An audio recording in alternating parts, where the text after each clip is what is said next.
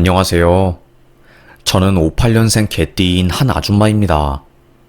얼마 전에 정말 소름 끼치는 일이 벌어져서 이렇게 사연을 보내게 되었습니다. 제 이야기를 들은 주변인들은 하나같이 전부 경악을 하며 제 이야기를 들었었네요. 저는 알코올 중독자와 결혼을 했었어요.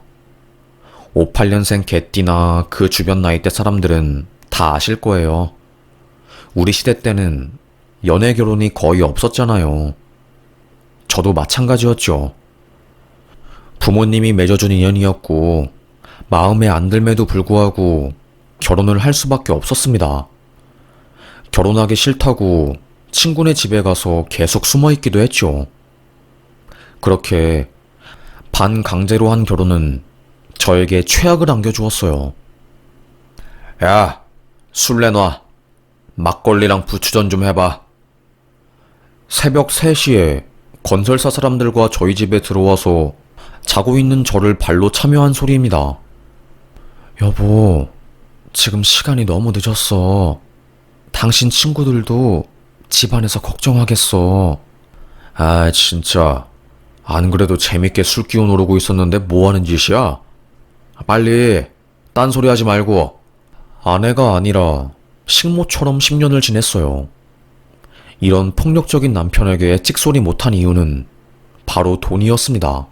칠남매의 맏딸이었던 저는 돈을 위해서 그 집안에 시집을 간 거였거든요. 우리 아빠가 철물 관련한 일을 하시는데 아빠에게 일감을 주시는 분이 시아버님이었습니다. 찍소리도 못하는 상황이었던 거죠. 제가 실수로 남편에게 화를 내거나 기분을 상하게 만들면 저희 가족 전체가 흔들릴 지경이었으니 말이죠. 그래서 제가 성격을 죽이고 거의 10년간 식모로 산 거였습니다. 그이가 바람을 피우고 여자를 데리고 와도 저는 아무 말도 할 수 없었어요. 오직 제가 할 수 있는 것은 하나뿐인 딸내미를 건강하고 이쁘게 길러내는 것 외에는 방법이 없었습니다. 딸은 참 착하고 영리했어요. 어릴 때부터 남들보다 한글을 빨리 깨우치고 1살이 안 되었음에도 불구하고 단어들을 막 내뱉었거든요. 소아과 의사는 어머님, 따님 한번 크게 키워보시죠. 너무 영특한데요. 의사들도 인정한 영재였습니다. 하지만 남편은 영재는 무슨, 그거 다 지네들 지갑 채우려고 사탕 발린 말 하는 거야. 믿지 마. 다 부질없어. 알겠어? 소리만 지를 뿐이었습니다. 딸내미는 다른 애들 다 보는 책 한 권 없어서 항상 혼자 뒷뜰에서 흙놀이를 하면서 지냈어요. 해주는 것도 없는 남편은 웃긴 게 딸이 다른 애들이랑 놀면 소리를 지르며 집으로 들어오라고 호통을 쳤습니다. 그래서 딸은 친구도 별로 없었지요. 딸이 친구들이랑 놀 때면 제가 남편의 망을 볼 정도였습니다. 유진아, 아빠 온다. 빨리 가자. 엄마, 나 5분만 더 놀고 싶은데. 아빠한테 노는 거 들키면 또 큰 소리 내니까 내일 놀자. 엄마가 내일 5분 더 놀 수 있게 해줄게. 저희 모녀는 폭군 같은 남편의 눈치를 보면서 살았습니다. 그렇게 12년이 흘렀고 유진이도 저도 지쳐갈 무렵 한 사건이 발생하게 되었어요. 남편이 쓰러지게 된 거였습니다. 하긴 언제 쓰러져도 이상하지 않은 상황이었죠. 술을 매일 그렇게 마시니 언젠가는 아플 운명이었습니다. 시댁에서는 난리가 났어요. 쓰러진 아들 살리겠다고 서울의 유명한 병원 의사들한테 부탁하고 가족들 인맥을 총동원했죠. 그 정성 덕분이었을까요? 수술은 무사히 잘 끝나게 되었고 약 1년간의 재활 끝에 남편은 다시 건강해졌습니다. 웃긴 건 제 마음이었어요. 이러면 안 되지만 수술을 잘 끝내고 다시 건강해진 남편을 마주했을 때 지옥문이 열리는 것 같았어요. 남편이 쓰러진 1년간은 정말 집안이 조용하고 천국 같았거든요. 이런 생각하는 내 자신이 정말로 악마 같지만 남편이 계속 쓰러져 있었으면 좋겠다. 병원 복도에서 나지막이 읊조린 저였습니다. 하늘은 제 편이 아니더군요. 왜 그런 말 있잖아요. 못되고 악한 사람들이 더 즐기고 잘 산다는 말이요. 쓰러졌다가 다시 일어난 남편은 저에게 이혼 소송을 했습니다. 갑자기 왜 이혼 소송을 하는 거냐고 어처구니가 없어서 물으니 되돌아오는 답변은 제 뒷목을 잡게 했어요. 죽다 살아났으니까 이제는 자유롭게 살아보고 싶어서. 한 여자한테만 정착해서 사는 건 재미없잖아? 이러더라고요. 기가 막혔습니다. 이 남자는 끝까지 자기 인생만을 위해서 사는 놈이구나. 혀를 내둘렀어요. 참다 화가 난 저는 그게 당신이 할 말이야? 지난 12년간 결혼 생활하면서 한 번이라도 나한테 생활비 가져다 준 적 있어? 한 번도 없잖아. 대체 사람이 왜 그래? 왜 그렇게 악하게 사는 거야? 그래, 이혼하자. 내가 원하는 바였어. 그런데 대신 유진이는 당신한테 안 뺏겨. 제가 딱 한마디 대들었다고 고래고래 소리 지르고 표범처럼 난리치는 남편이었습니다.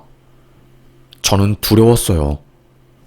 남편이랑 이혼 소송하는 거는 두렵지 않았는데 양육권이 저에게 오지 않을까봐 그게 두려웠습니다. 변호사들은 보통 양육권은 주 양육자인 엄마에게 넘어가니까 이 부분은 걱정하지 마세요. 수도 없이 들었던 말이어도 불안하더라고요. 그런데 왜 항상 불길한 직감은 현실이 되는지요? 제가 아이를 키우면서 수입이 없었고 고정적인 직장이 없다는 이유만으로 아이의 양육권을 아빠가 가져가게 되었습니다. 울고 불고 재판장한테 사정을 해도 소용없었어요. 한 변호사는 저에게 법률 브로커를 쓴 것 같아요. 일반적인 가정법원 판례랑은 벗어난 것 같아서 저희도 의문스럽네요. 라고 하더라고요. 무전 유죄, 유전 무죄가 맞는 말이었습니다. 그 순간만큼은 이 말이 절대적인 진리 같더라고요. 시댁 식구들은 신우가 있는 캐나다로 남편과 제 아이를 데리고 갔어요. 어머님이 저에게 말하길, 그래도 있는 집안에서 애를 키우는 게 낫지 않겠니? 너는 네가 낳은 애와 헤어지는 거라서 가슴이 찢어지겠지만 정말로 네 애한테 어떤 방향이 좋은지 생각을 해보면 마냥 가슴이 찢어지는 일이 아니란 것을 알 거야. 냉정하고 또 현실적인 분이셨습니다. 속상해서 죽을 것 같았지만 저는 결국 현실을 받아들일 수밖에 없었어요. 그래, 나보다는, 가난한 엄마보다는 경제적으로 넉넉하고 여유 있는 아빠의 손에서 크는 게 더 좋을 수도 있을 거야. 하지만 딸은 캐나다로 가는 공항에서 자지러지듯이 울면서 저를 붙잡았습니다. 엄마, 나 엄마랑 살고 싶어. 해외 가기 싫다고. 엄마 제발, 제발. 엄마가 꼭 돈 많이 벌어서 우리 딸이랑 같이 살 수 있도록 해볼게. 딸. 상봉한 이상가족이 다시 헤어지는 것만큼 가슴이 아리고 한동안은 잠을 잘 수가 없었습니다. 그렇게 저희 딸은 아빠의 손에 들어가게 되었고 그 이후로 연락은 없었어요. 조금은 착잡했죠. 시간이 흘러 저는 한 사무직 일을 하면서 돈을 모으게 되었습니다. 남편은 병이 재발해서 투병을 하다가 죽었다는 것을 들었고요. 그렇게 질긴 목숨도 결국 병마 앞에서는 답이 없구나. 남편과 이혼한 지 거의 10년 정도 흘렀을까요? 모르는 번호로 저에게 문자가 온 겁니다. 엄마, 나 유진이야. 딸에게서 온 문자였어요. 캐나다에서 살고 있는 줄 알았던 딸이 한국에 있다는 소식이었습니다. 너무 놀란 저는 유진아 어디야? 정말로 유진이 맞아? 손을 덜덜 떨며 문자를 보냈습니다. 바로 저희는 전화통화하게 되었고 한 커피숍에서 만났어요. 거의 10년 만에 만난 유진이는 어릴 때와 많이 변해 있었어요. 순해 보였던 유진이는 어느새 성숙한 여인이 되어 있었고 화장 때문인지 몰라도 조금 세 보이는 인상을 가지고 있었습니다. 유진이가 저를 보자마자 한 첫 마디는 엄마 보고 싶었어. 왜 나한테 그동안 연락 한 통 안 했어? 알고 보니 캐나다에 간 유진이는 친할머니에게 귀가 떨어지도록 세뇌를 당했대요. 네 엄마가 니를 버려서 우리가 너를 캐나다에 데리고 온 거라고요. 저는 그 소리를 듣자마자 복장이 터지는 줄 알았습니다.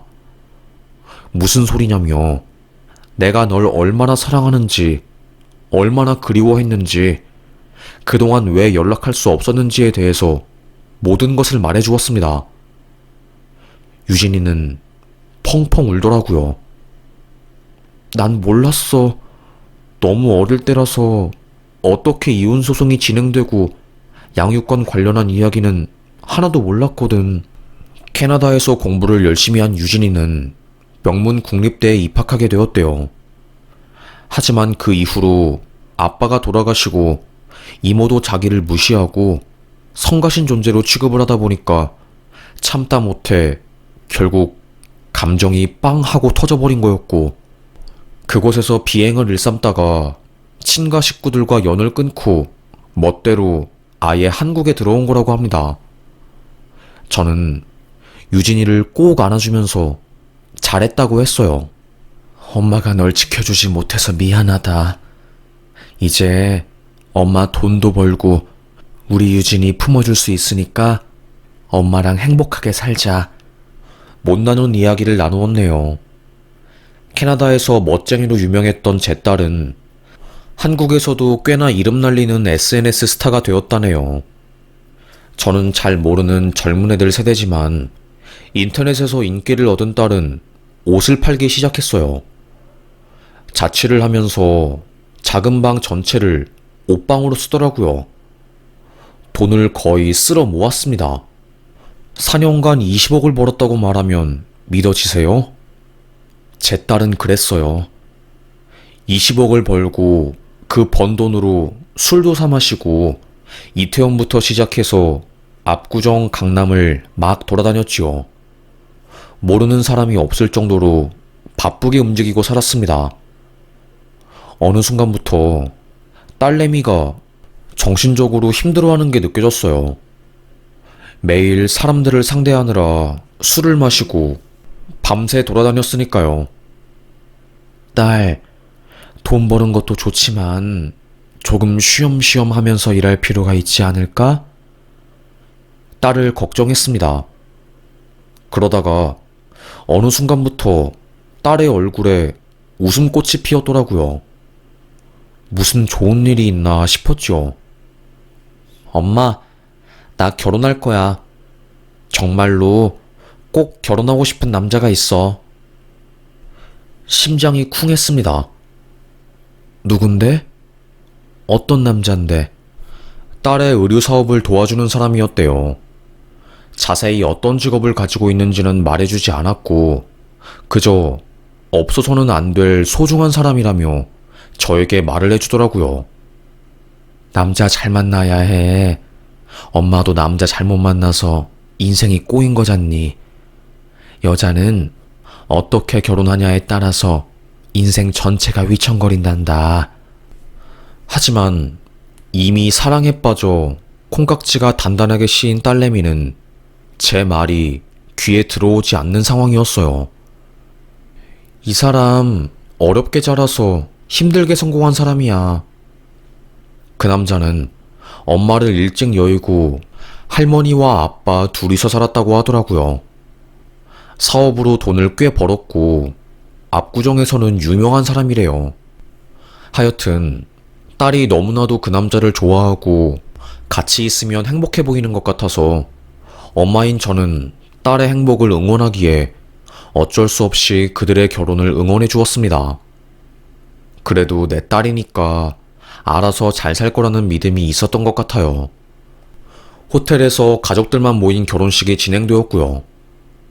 그리고 사위와 딸내미는 6개월 정도 세계 여행을 간다고 했어요.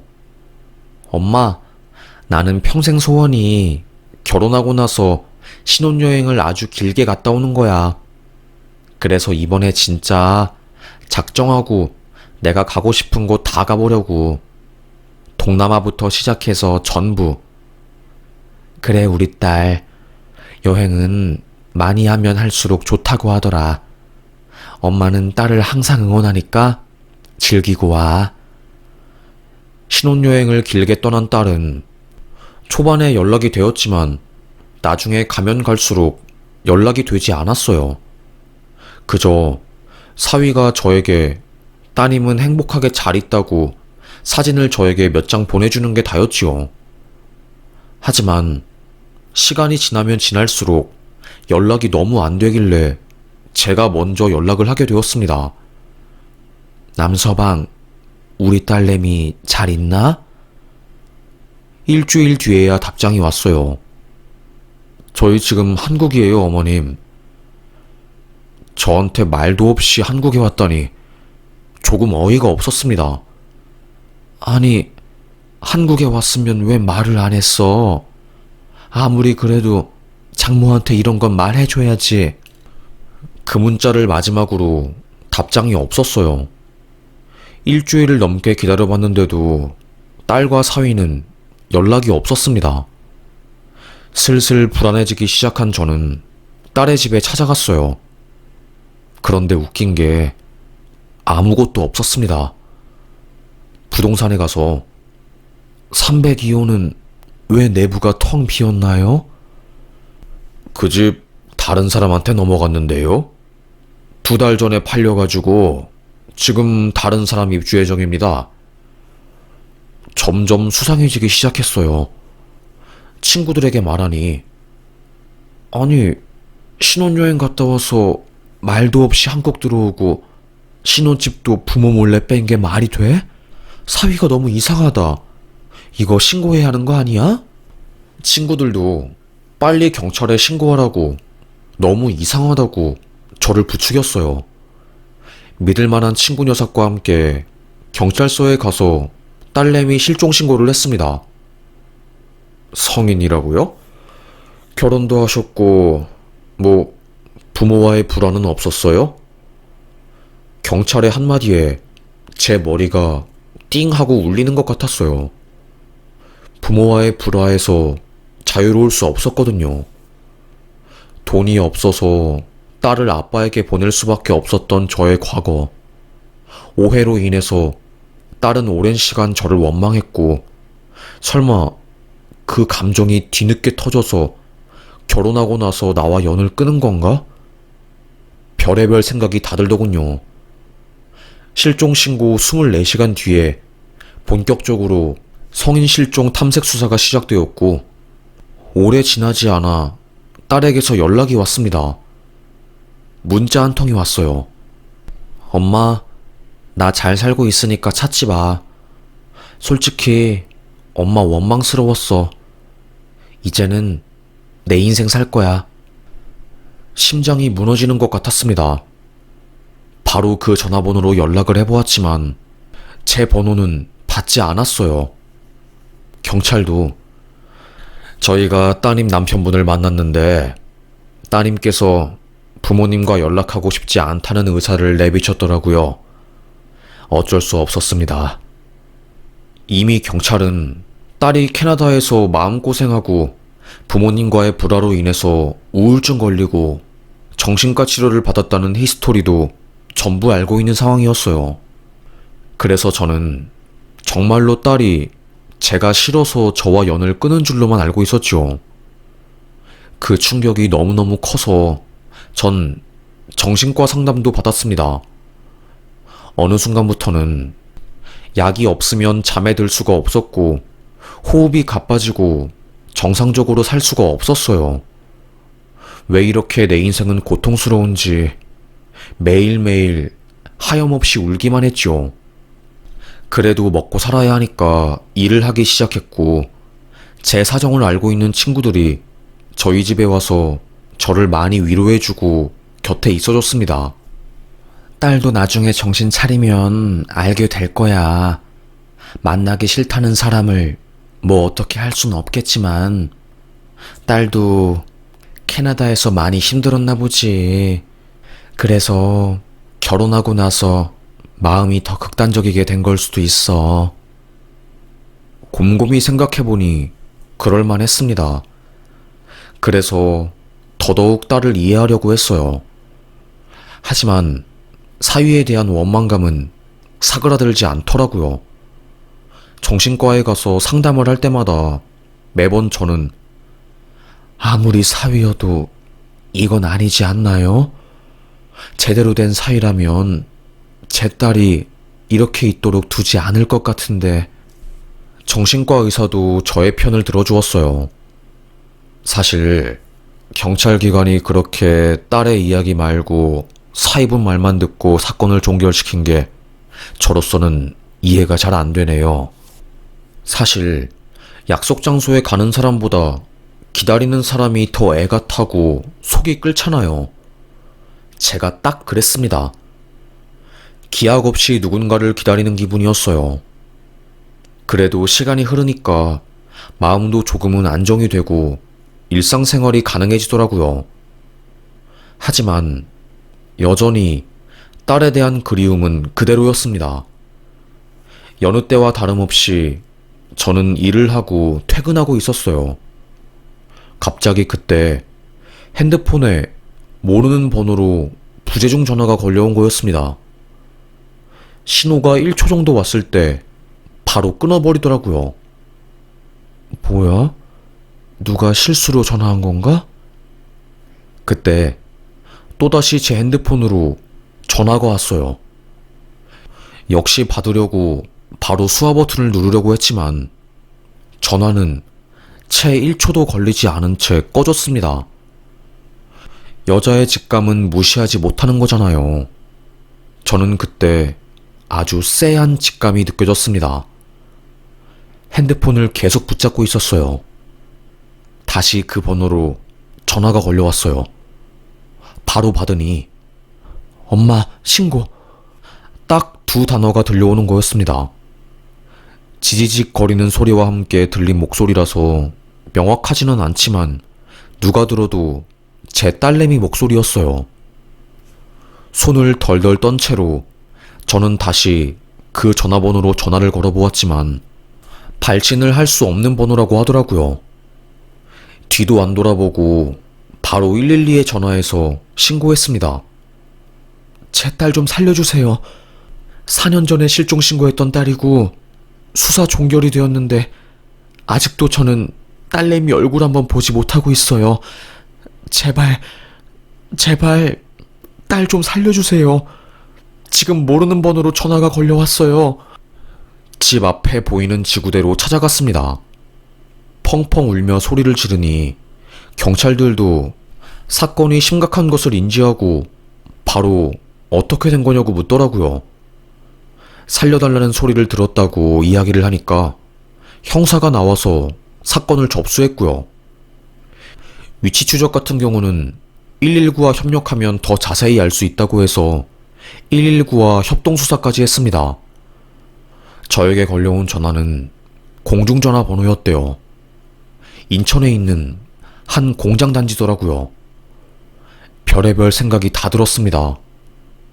우리 딸이 왜 거기 있는 거지? 설마 잡혀간 건가? 싶었어요. 그런데 그때 형사가 그러더라고요. 인천 미추홀 쪽에서 신고가 하나 들어왔는데? 편의점 알바생이 문을 잠그고 셔터 내린 뒤 한 손님을 창고에 숨기고 있다는 신고였어요. 알바를 하고 있던 도중 팔에서 피가 나고 온몸에 거의 멍투성이인 한 여자가 헐레벌떡 뛰어와서 살려달라고 외쳤나봐요. 너무 놀란 알바생은 무슨 일이냐고 물었지만 아무런 말도 못하는 그 여자를 이상하게 여겨 혹시 나쁜 사람이 여자를 찾으러 편의점으로 올까봐 문을 잠그고 경찰에 신고한 거였대요. 미추홀구 쪽에 실종수사 의뢰를 해놓은 형사가 그 소식을 듣고 바로 인천으로 간 거였고요. 그리고 얼마 지나지 않아 경찰에서 저에게 연락이 왔습니다. 따님 이름이 유진이 맞죠? 88년생이고요. 네, 맞습니다. 세상에, 그 편의점에서 피칠갑을 한 채로 덜덜 떨며 구조 요청을 한 사람이 4년 전 사라진 제 딸이었던 겁니다. 바로 딸은 병원에 실려가서 치료를 받았고 경찰들은 CCTV를 뒤져서 딸이 도망쳐온 그 길을 따라갔다네요. 병원에 간 저는 파르르 떨고 있는 딸을 보자마자 통곡을 했습니다. 도대체 어떻게 된 거냐고 울부짖었어요. 딸은 저에게 엄마, 다 거짓말이야. 그놈이 벌인 짓이야. 이 말을 수도 없이 반복했습니다.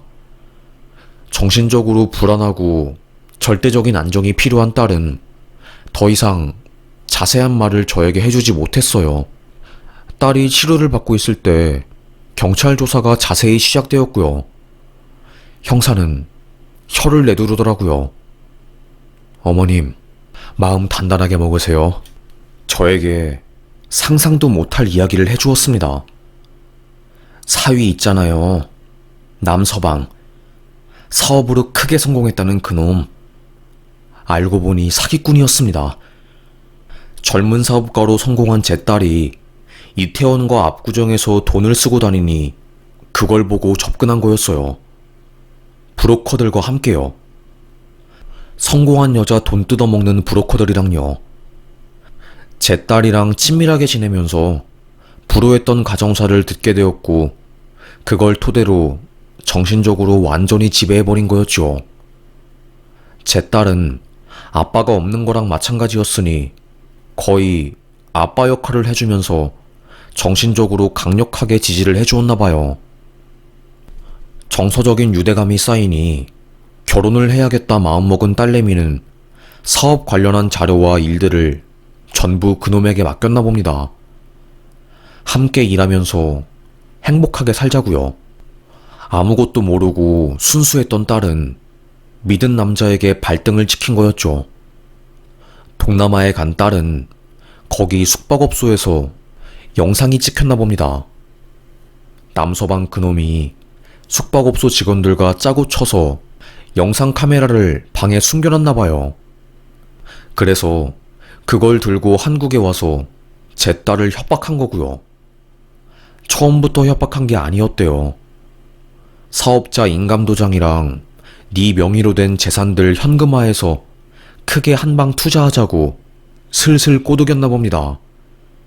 그놈 자식이 사기꾼이었으니까 얼마나 입에 발린 말들을 술술 했겠어요. 딸내미는 그것만 믿고 대부분의 재산을 현금화한 거였죠. 인감도장이랑 현금을 받은 남서방은 그때부터 태도가 돌변했대요. 네 영상 내가 가지고 있다? 네 엄마랑 연 끊고 이제부터 넌 내 노예가 되는 거야. 어처구니 없는 말들로 딸을 협박했나 봅니다. 안 그래도 인터넷에서 유명해서 그 유명세로 돈을 벌던 딸이었는데 그 협박을 듣고 얼마나 무서웠겠어요. 여자한테 그런 협박은 거의 인생 끝내자고 말하는 거랑 다름이 없잖아요. 너무나도 충격받은 딸은 결국 그놈의 소나기에 들어간 거였죠. 그래서 저한테 연 끊자고 가짜 문자를 보낸 거고, 경찰이 딸을 찾아냈을 때도 엄마랑 사이가 안 좋아서 연락을 안 한 거니 걱정하지 말라고 울며 겨자 먹기로 경찰을 내보냈나 봐요. 그 이후로 저와 4년간 연이 끊어진 거였죠. 그 4년 동안 인천의 한 공장단지 반지하에서 짐승처럼 갇혀 지냈대요. 경찰이 남서방이 살던 그 집을 압수수색하면서 발견한 물건들을 보고 경악을 하더라고요. 본인이 외출한 사이에 제 딸이 탈출하지 못하게 쇠사슬 같은 거로 발목을 묶어뒀답니다. 제가 사건을 많이 다루긴 했어도 이렇게 끔찍한 사건은 듣도 보도 못했네요. 에휴. 저는 하염없이 눈물만 나왔습니다. 너무너무 고통스러워서 정말 살아있는 게 지옥 같았어요. 엄마인 저도 이렇게 힘든데 우리 딸은 아무 말도 못하고 혼자서 끙끙 앓았을 생각을 하니 얼마나 슬프고 힘들던지요. 나 엄마 생각하면서 버텼어. 정말 죽고 싶었는데 내가 죽은 채로 발견되면 너무 억울할 것 같고 엄마가 속상해할 것 같아서. 나 엄마 원망하지 않아. 미워하지도 않아. 미안해. 내가 이상한 남자 만나서. 딸은 잘못 없어. 알겠지? 나머지는 엄마가 다 알아서 해결할 테니까 우리 딸은 걱정하지 말고 치료에만 집중하자. 경찰에서 구속영장을 청구하게 되었고 구속하라는 결정이 내려져서 그놈은 긴급 체포를 당하게 되었습니다. 그리고 하드디스크랑 컴퓨터 포렌식 분석으로 딸의 영상을 전부 다 지워버렸고요. 딸 명의로 거의 10억 넘게 뜯어내었고 그걸로 도박부터 시작해서 마약까지 손 안 댄 게 없더라고요. 딸은 죽어가고 있는데 그놈은 그 돈으로 부자 행세를 하고 여자들 만나러 다니고 악마가 따로 없었습니다. 그러다가 딸내미는 문이 안 잠긴 틈을 노려서 발목에 있는 끈을 풀고 도망을 갔고요. 인천 공장단지라서 주변이 허허벌판이라 신고도 할 수 없는 상황이었다고 합니다. 막 뛰다가 그 근처에 공중전화를 발견하게 된 거였고 3초 정도 무료 통화를 할 수 있어서 그 사이에 저한테 전화를 한 거였어요. 그리고는 남편을 마주칠까봐 무서워서 미친 사람처럼 뛰었고 사람들이 많이 지나다니는 곳이 나오자 그 근처 편의점에 들어가서 살려달라고 애원을 한 거였답니다. 그렇게 신고가 들어가게 된 거였고 저는 제 딸을 찾을 수 있게 되었어요. 그놈 자식은 바로 구속이 되었고요. 한 달도 안 되어서 바로 경찰 송치가 되었고 검사도 그 사건을 보고 입을 떡 벌린 채 아주 나쁜 놈이라며 형량을 세게 때려야겠다고 으름장을 내었습니다. 1심에서 징역형을 받았어요. 판사는 그놈 보고 아주 악질 중에 악질이라면서 혀를 내둘렀고요. 그놈은 처음에 자기는 죄가 없다고 다 오해라고 하면서 끝까지 발뺌을 하더라고요. 결국 그 태도가 법원에서 형량을 세게 받는데 결정적인 요소가 된 거였고요. 제 딸은 트라우마 때문에 너무나도 힘들고 가슴이 찢어질 것 같은데도 불구하고 그놈을 엄벌하고 싶은 마음에 휠체어를 타고 법정에 들어가서 증언까지 했습니다. 검사도 피해자분이 아주 큰 용기를 내주셨기 때문에 판사분이 부디 강력한 처벌로 사회의 정의를 바로 세워달라고 발언했고요. 그놈은 1심 징역을 받고 바로 항소했지만 검사 말로는 항소가 기각될 확률이 높으니 걱정 말라고 저에게 해주었네요. 그래서 지금도 법정 다툼을 하고 있습니다. 내가 이상한 놈을 만나서 우리 딸도 엄마를 닮아 이렇게 된 건가? 하는 마음에 가슴이 너무 아플 때도 있네요. 그래도 딸을 찾았음에 너무나도 감사합니다. 따님분께서 겪은 일이 너무나도 충격적이고 힘든 일이기 때문에 정신과 치료와 심리 치료를 오랫동안 받아야 할 거예요. 그래도 시간이 지나면 지날수록 마음이 좋아질 거고 일상생활을 할 수 있기 때문에 힘들어도 꼭 치료 나오세요. 심리 선생님이 말씀해 주시더라고요. 그래서 저희 모녀는 너무나도 힘듦에도 불구하고 빠지지 않고 치료를 받고 지금은 제 딸 맛있는 것도 잘 먹고 나름 행복하게 일상생활을 잘 영위하고 있습니다. 딸은 저에게 엄마, 내가 비록 힘든 일을 겪긴 했지만 그 일 때문에 되려 내가 지금 살고 있는 일상이 너무나도 소중하고 감사하게 된 것 같아. 이렇게 하루하루 엄마랑 함께 밥 먹고 산책하는 게 나에게는 너무나도 큰 기쁨이네. 저의 손을 꼭 잡아주었습니다. 저는 눈물이 나오려고 하는 것을 겨우겨우 참고 딸에게 딸, 엄마가 이제는 우리 딸 지켜줄 거야. 무슨 일이 있어도 딸 지켜줄 거니까 절대로 걱정하지 말고 행복하게 잘 지내자. 알겠지? 너무 고생했으니까 앞으로는 좋은 일만 생길 거야. 엄마는 반드시 그럴 수 있다고 믿어. 비 온 뒤에 땅이 굳는다는 말이 있잖아요. 저랑 딸의 관계도 딱 그랬습니다.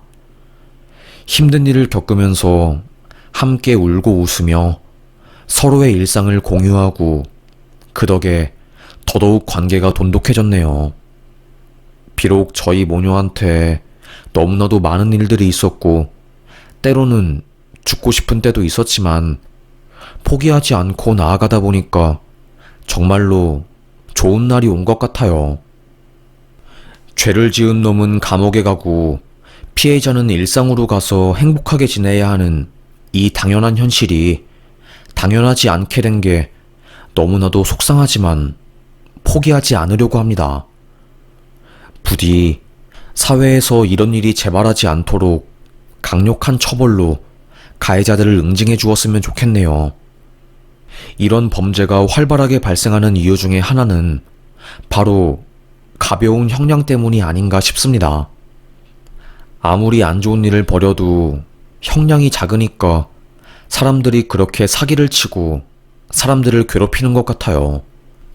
아직 갈 길이 멀지만 가해자들이 응당한 처벌을 받을 수 있도록 저 또한 목소리를 내보려고 합니다. 그럼 저의 이야기를 끝까지 들어주셔서 정말 감사합니다. 여기서 사연 마무리하겠습니다. 감사합니다.